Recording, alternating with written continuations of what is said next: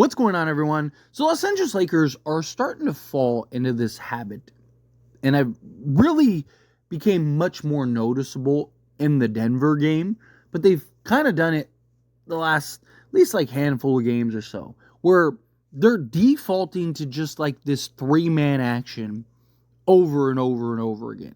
And Austin Reaves, LeBron James, and Anthony Davis. And I get they're your three best players. Austin Reaves is like the third guy. I don't think he's the third guy on a real contending team, but right now, given the roster, he's the third guy. And, at times that's fine. And when all three guys are cooking and are on, it works. But problem is that like you saw with Denver, it became incredibly predictable. Denver knew what was coming. They're anticipating what's going to happen. That leads to a bunch of turnovers, and LeBron had almost as many turnovers as assists. And it's just, if it's working and you're torching a team, then yeah, you keep going to it, right? Like, I'm one of those people. If you run 5 straight pick and rolls and all 5 times you score, run it 10 times, 20 times, 30 times. Like, why would you stop doing it? Make the opposing defense have to figure it out and adjust, and then you change it, right? Like, don't bail out the defense by changing it. However, this isn't that situation, right? It wasn't working, and there were the struggles, and you completely phase out the other guys on this team, right? Like, particularly, like I said, this Denver game in particular was bad, right? You had Anthony Davis, who went 6-19 from the floor. He had his worst game of the season thus far and just failed to show up. 0-2 from 3. But you had LeBron James with 17 shots, and then Austin Reaves with 13. Right? So they had collectively almost 50 of the 88 shot attempts. So literally more than double of what everyone else had, or almost double what everyone else had. They had more than half of the total shot attempts. Okay, well, who else got shot attempts? Well, DLo got 9. He was 2 of 9.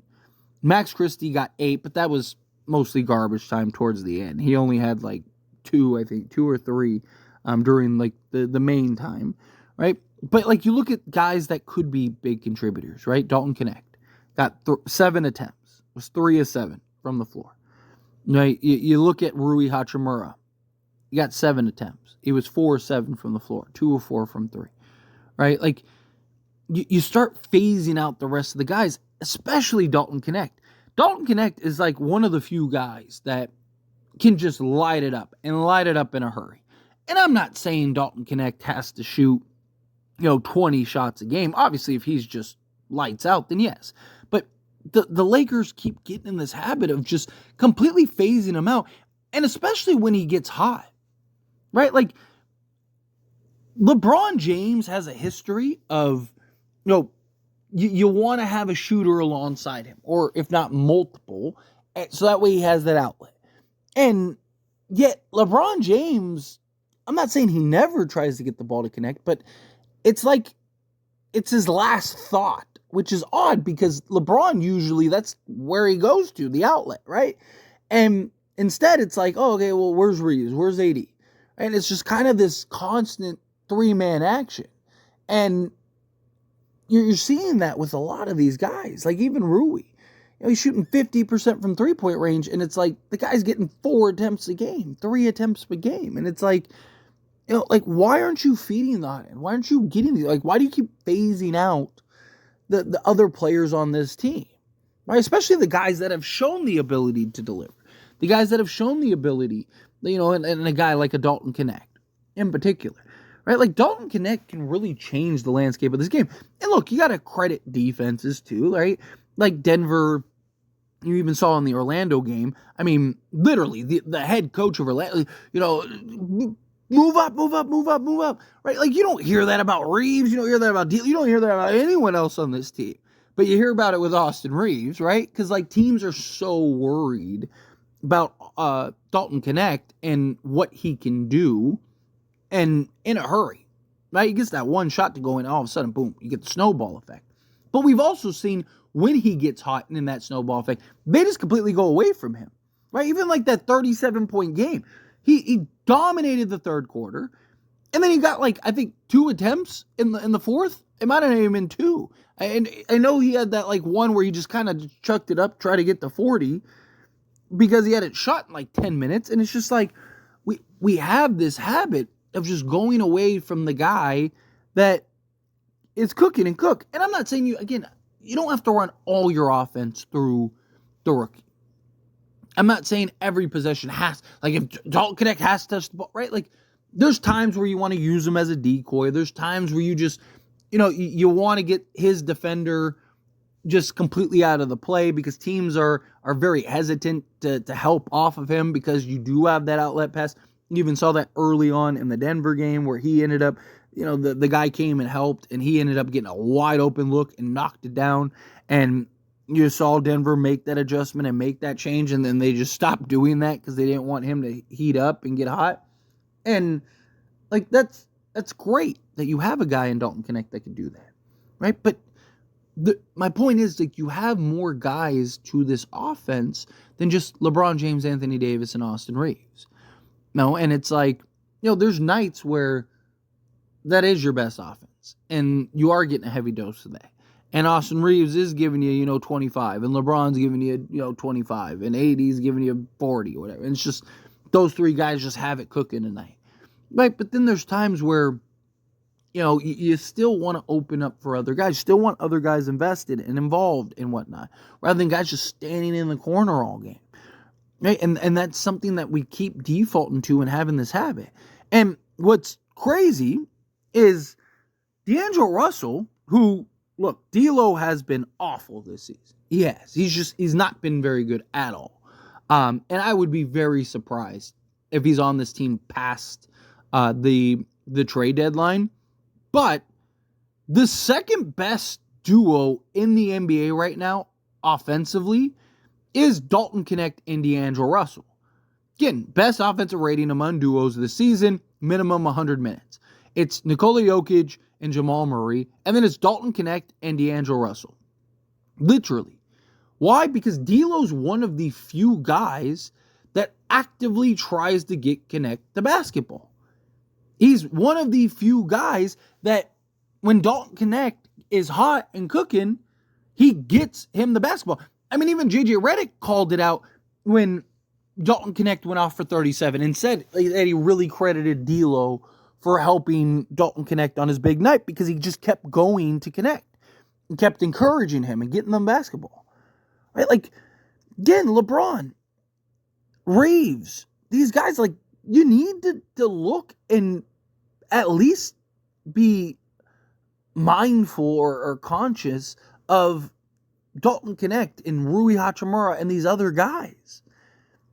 We see Austin Reaves will just get tunnel vision and, it's like he's looking through a peephole at times when he has the ball in his hands, but he's so high usage this season. He's so on ball this season, right? And it's just like, okay, well, we need you to be looking for your other offensive weapons. Same thing with LeBron. It can't just be, okay, I'm either going to shoot it, drive to the basket, or I'm just going to find Austin Reaves and Anthony Davis. Because, again, you're limiting yourself offensively. Right? Like, you're making yourself too predictable. You're bailing out defenses. Because they know, like, I don't have to worry about Rui in the corner. You're not going to kick it to him. Right? If it's not Austin Reaves, then it's Anthony Davis. If it's not Anthony Davis, then it's Austin Reaves. And it's like you have a guy in Dalton Knecht who can completely change the landscape of games. And yet, the guy who is probably getting shipped off at some point this season is the only guy that's actively trying to get Knecht the basketball. And that's wild to me. Right? I mean, he's assisted and been a part of more of Knecht's passes than anybody. And literally, they're the two-man game. And what happens when we trade D'Lo? Right? I'm not saying you don't trade D'Lo. I'm not saying like, oh, because he's the only one getting connected to basketball, you can't trade him. No. You still, like, you got to trade D'Lo. Right? But it's a concern. It's something that I do think is worth noting. It's something that does need to be corrected. It's something that does and warrants kind of thought here, because it's like, okay, you trade D'Lo, is Knecht just going to get phased out? Is he going to get the basketball? Right? Like, what's going to end up happening in that regard? You know, like, instead of LeBron trying to thread the needle and having as many turnovers as assists, right? Like, and I don't know why he keeps leaving his feet on these passes. Like, they teach you that in, like, kindergarten. Like, it's like one of the first things you learn when you're playing basketball. Like, don't leave your feet when you're going to make a pass.